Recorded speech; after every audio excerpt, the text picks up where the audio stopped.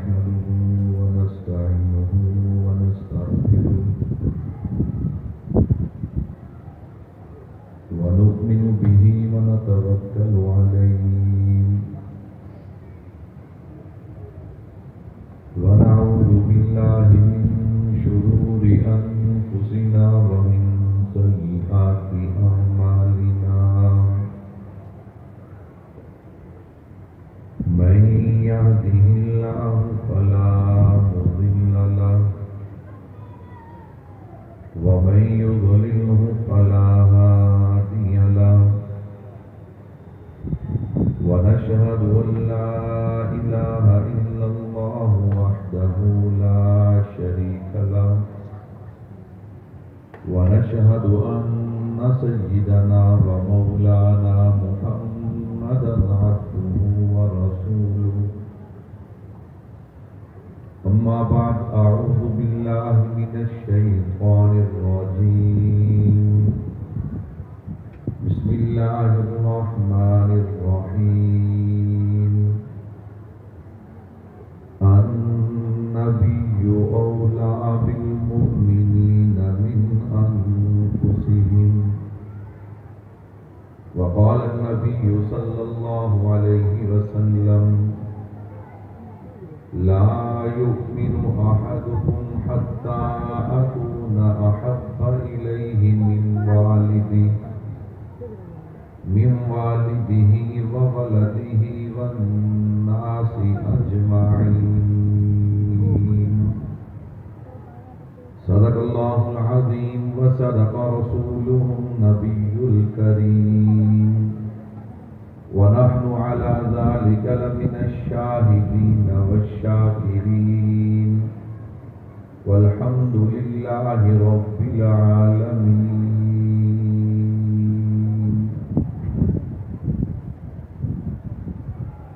اے جنت کیا تجھ میں حور و قصور رہتے ہیں، اے جنت کیا تجھ میں حور و قصور رہتے ہیں، میں نے مانا کہ ضرور رہتے ہیں، مگر اے جنت میرے دل کا طواف کر میرے دل میں حضور رہتے ہیں۔ اس آنکھ نے جنت کے انوار کو دیکھا ہے۔ صاحب ذوق لوگ بیٹھے ہو، میرے الفاظ پہ غور کرنا، سمجھ آئے تو پھر زبان خاموش نہیں رہنی چاہیے۔ اس آنکھ نے جنت کے انوار کو دیکھا ہے، جس آنکھ نے آقا کے رخسار کو دیکھا ہے۔ اتنا روشن ہے جو سورج، اتنا روشن ہے جو سورج، مجھے لگتا ہے حضور، اتنا روشن ہے جو سورج، مجھے لگتا ہے حضور کہ نور اس نے رخ روشن سے چرایا ہوا ہے۔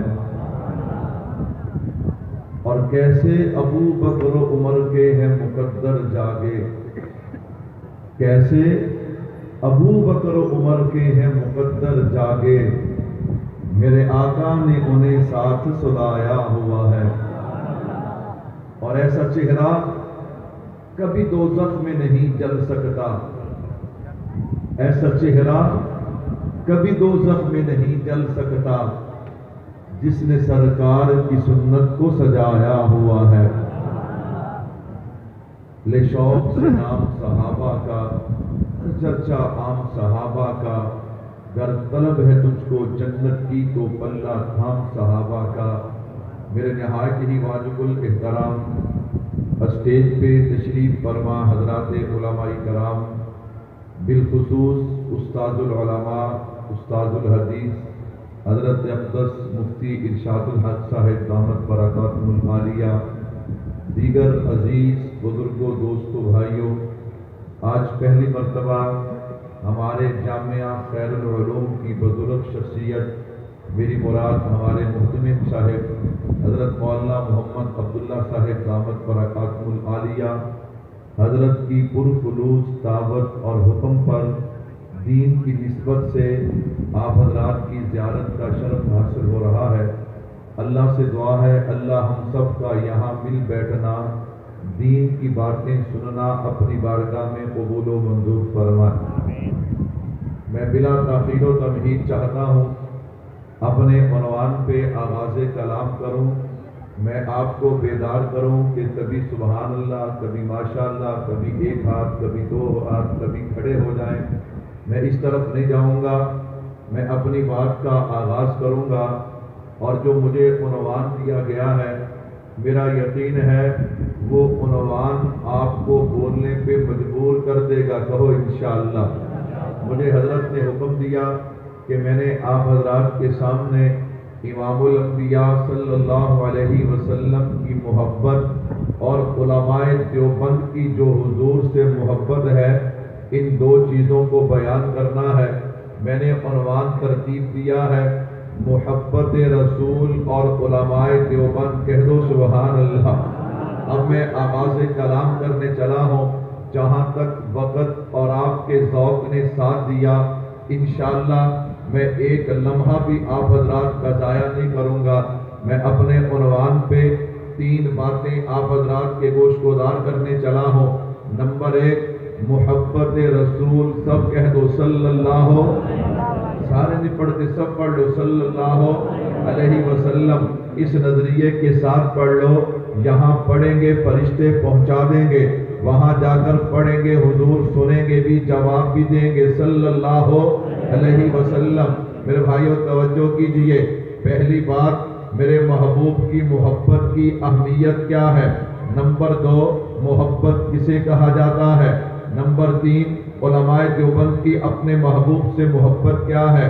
آپ ہماری مجبوری سمجھ لیں، آپ ہماری کمزوری سمجھ لیں، ہمیں جو عنوان دیا جاتا ہے اللہ کا شکر ہے ہم اس پہ وقت نہیں گزارتے، اس پہ وقت پورا نہیں کرتے، بلکہ اپنے عنوان اور مضمون کو کھول کے بیان کرتے ہیں، کہہ دو الحمدللہ۔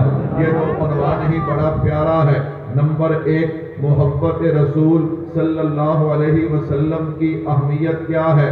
میرے بھائیوں دنیا میں ہر چیز جو ہے اس کا ایک ظاہر ہے، ایک اس کی بنیاد ہے۔ اہل علم، میں تو طالب علم ہوں، آپ حضرات سے پوچھئے، اصل ظاہر نہیں ہوتا، اصل بنیاد ہوتی ہے۔ اگر بنیاد ہو تو ظاہر قائم ہے، اگر بنیاد نہیں تو ظاہر بھی قائم نہیں۔ بنیاد کمزور ہے پھر بھی ظاہر قائم نہیں۔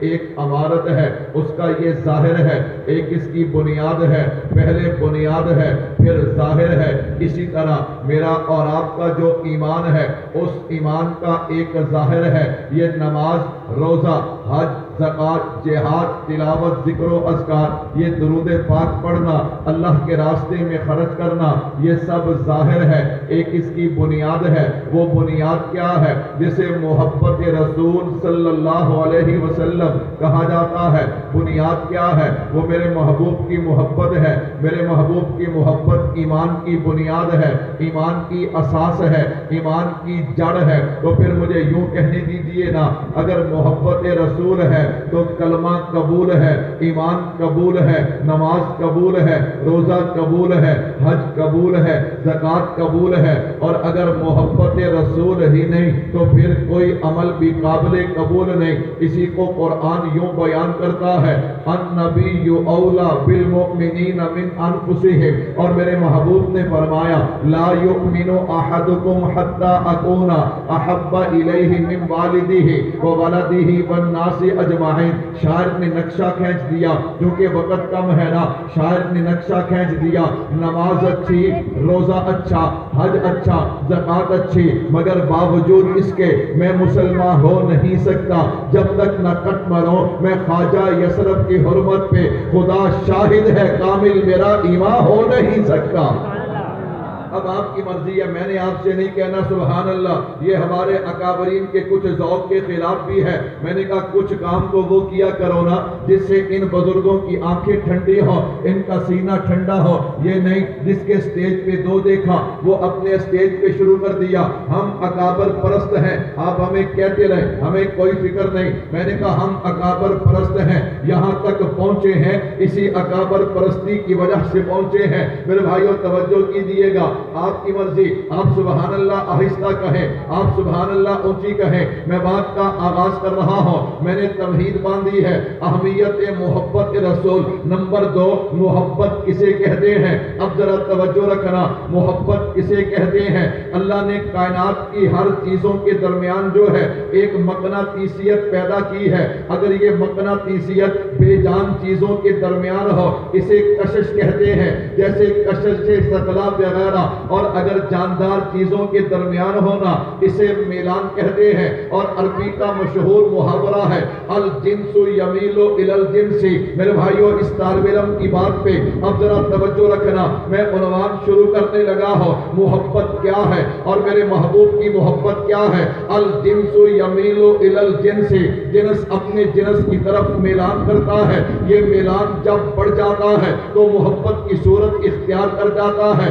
آخر وجہ میلان کیا ہے؟ کوئی وجہ میلان بھی تو ہوگا نا. میں نے کہا علماء نے, حضرت تھانوی رحمت اللہ علیہ, دیگر بزرگوں نے لکھا ہے وجہ میلان 3 چیزیں ہیں. وہ 3 چیزیں کون سی؟ نمبر 1 جمال ہے, نمبر 2 کمال ہے, نمبر 3 احسان ہے. کیا مطلب؟ عوامی مجلس ہے, آسان کر دیتا ہوں. کسی سے بندہ محبت کرتا ہے اس کے حسن و جمال کو دیکھ کر, کسی سے محبت کرتا ہے اس کے کمال کو دیکھ کر, کسی سے محبت کرتا ہے اس کے احسان کو دیکھ کر. آؤ دنیا والو, اگر تم قرآن نہیں مانتے تمہاری قسمت, اگر تم میرے نبی کا فرمان نہیں مانتے تمہاری قسمت. یہ جو دنیا کے اصول ہیں, یہ جو دنیا کے قانون ہیں, انہیں سامنے رکھ لیتے ہیں اور فیصلہ کر لیتے ہیں. مجھے کہنے دینا, کائنات میں میرے نبی سے بڑھ کے حسین و جمیل بھی کوئی نہیں ہے. کائنات میں میرے نبی سے بڑھ کے کمال والا بھی کوئی نہیں. کائنات میں میرے نبی سے بڑھ کے احسان والا بھی کوئی نہیں. اس لیے اگر کائنات میں کوئی محبت کے لائق ہے تو وہ میرے محبوب کی ذات اقدس ہے. کہہ دو سبحان اللہ.